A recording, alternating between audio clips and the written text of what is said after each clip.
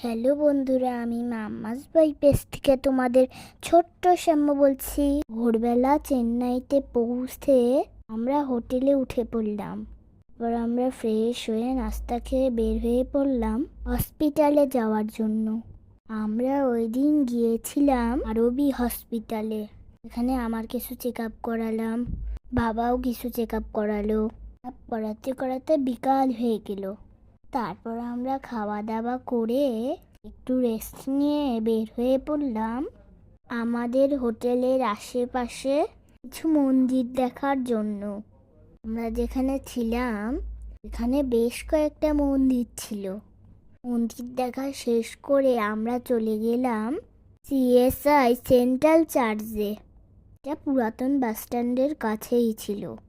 আমি কখনো চার্চে যাই নাই, আমি প্রথমবার চার্চে গেলাম।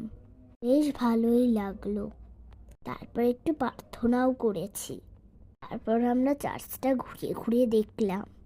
আমি যেহেতু প্রথমবার গিয়েছি, আমার বেশ ভালোই লেগেছিল। চার্চ ঘোরা শেষ করে রাতের ডিনার করে হোটেলে চলে গেলাম। পরের দিন সকালবেলা আবার যেতে হবে ডাক্তারের কাছে।